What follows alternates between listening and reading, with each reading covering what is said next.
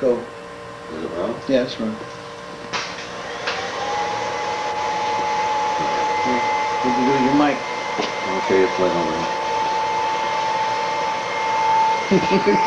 He got in the picture. The hell I did. Okay, this is going to be a mission to Berlin on the Berlin Airlift, taken around the latter part of February, early March 1949.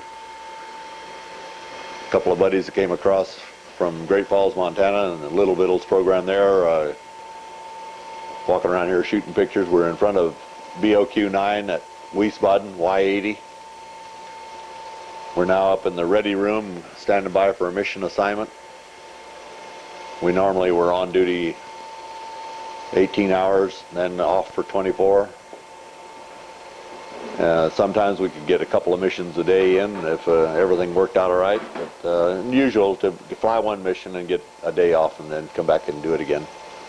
We're now got a mission assignment, and this is a shot of the flight line and the airplanes pulling in and out of the parking ramps.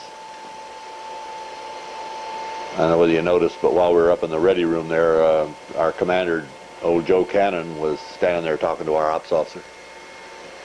This one, Bob Hogan, inspecting the airplane prior to getting in the cockpit and starting up. We'll see some reloading. There's fueling of the airplane. Then I'll show a little of the DPs loading cargo. They're doing that in a minute with that truck at the back. Normal load out of Wiesbaden was 20,000 pounds. Most of the aircraft was stripped pretty clean so we could get that kind of load. Normal C-54 load back in Mac would have been 17 or less. But without tanks and without everything stripped out of the thing, we could get 20,000 on nearly every airplane. I'm up in the cockpit now getting ready to start engines. Those are DPs finishing their load. DPs being local German nationals that volunteer to do this work for us. This is a scan around from the tower looking down on the airport. That's Joe Cannon's Commander Combined Airlift Task Force B-17 sitting out in the middle. You'll notice different weather conditions, and all because I spotted this shot over several days and several missions just to get different things, but it'll total out a whole mission to Tempelhof and back. That's just a routine takeoff. You take off to the west normally, get up around 2,000 feet, make a level left turn around and head for Darmstadt, Beacon, Schaffenburg, which is just south of Frankfurt and south of Rhine-Main, and then pick up the heading towards Fulda and the corridor. This is just cruising along, going, getting lined up with before entering our slot time at with the airplanes at Rhine-Main. Wiesbaden got one departure out of every 15 minutes all day long, 24 hours a day. Rhine-Main got one every 4 or 5 minutes out of the 15 minutes, and we'd get one slot. They'd leave it open for us, and if we didn't make it, they could fill the slot in and make the extra mission. A few shots around the cockpit. This is we're about 2,000 feet on. We'll be secondary climb after we cross Schaffenburg and climb to Fulda to 5,000 feet, make the run in at 5,000 feet up the corridor.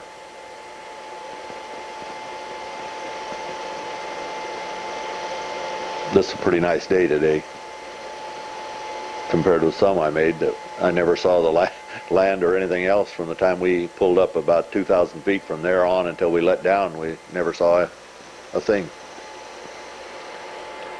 Midway up, or a little past the midpoint, you cross the one of the I forget the name of the river, but this is around Dresden, and then this is into the GCA pattern at Planters intersection, and now that's on final approach down the graveyard in between the 5-6 story apartment houses right to the end of the runway.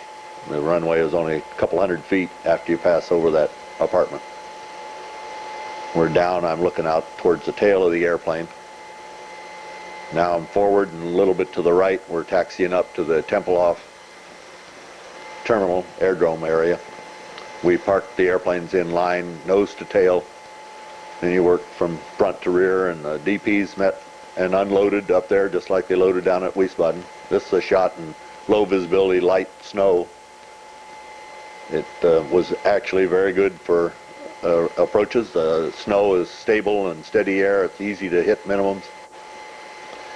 If in the lineup, bad weather, low visibility, the spacing was usually around 5 minutes. When clear weather, we dropped her back to about 2 minutes.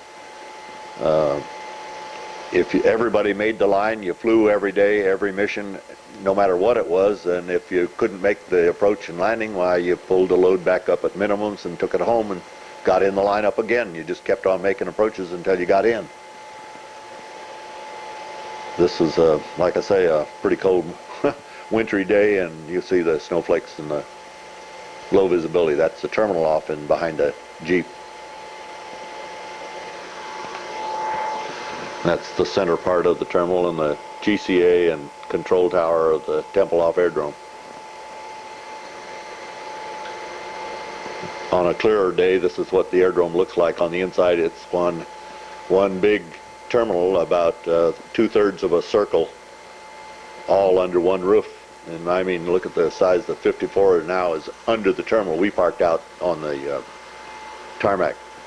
This airplane was in for some maintenance, and I just shoot a picture of it. This is a shot now out after the snow had pretty much stopped, and the nose to tail parking and loading of the airplanes. While we were on the ground there, and normally it was not to exceed about 15 minutes from the time we parked till we were unloaded and ready to go again. And we didn't need refueling. They'd bring a mobile truck up. The BX would bring coffee and donuts, stuff like this, to let us refresh and talk a minute while we maybe would call up and find out what the returning weather was be or anything like that. But normally you just taxied in and took off. Our clearances were good for a round trip. Normal lineup was 7 to 8 airplanes in a line at any one time waiting for takeoff, because every slot had to be met. And you notice an airplane coming down through the graveyard again, shooting the landing. They just keep it up all day long for 9 months, so that's the way we kept the airlift going. That's looking behind me at the airplanes that are waiting. Like I said, sometimes it'd be 8 or 10 airplanes. Sometimes it'd be down to 4 or 5. But there was always airplane. And watch this airplane come out of the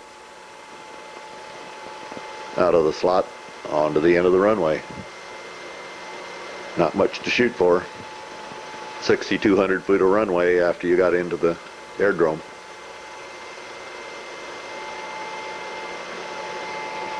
Mostly C-54s at this stage of the game. The Goonie Birds or C-47s started the airlift, and for a few months that's all there was. Then the C-54s came into the line, and then there was about 90% C-54, and there was a few Goonies and a CL or a C-82 and later in the year we got a bigger airplanes. We got a C-97 and a 124, and I think there was a C-74 for a while, but they were all just to exercise and test the system of airlift. They didn't get into the same line.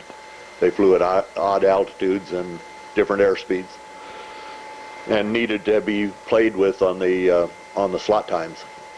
This is after departure and over Berlin, headed for Lake Wannsee, beacon just after takeoff.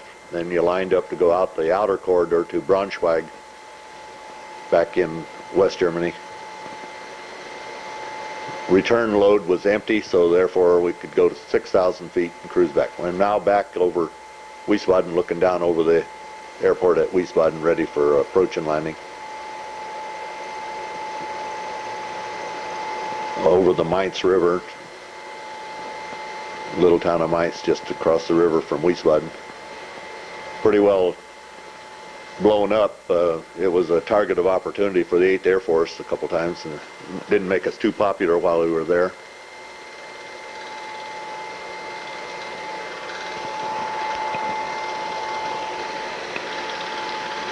pretty good industrial center off to the other side of Mainz River. The Rüsselsheim and Rudesheim had a big GM factory and assembled Opels and Chevrolet-sized airplanes, automobiles.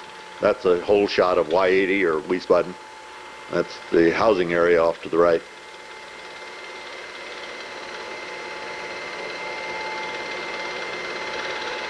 There's a lot of chatter in that thing. Yeah. That's another look down at the airport as I circle around. Next time around, that's back over Mainz or somewhere, and I'll now shoot a landing and terminate the mission. Hanging there. Yeah.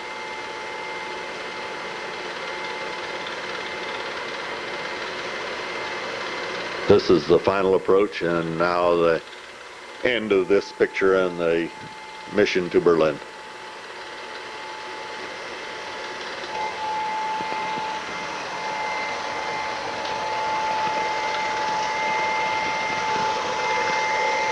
Yeah, you got it.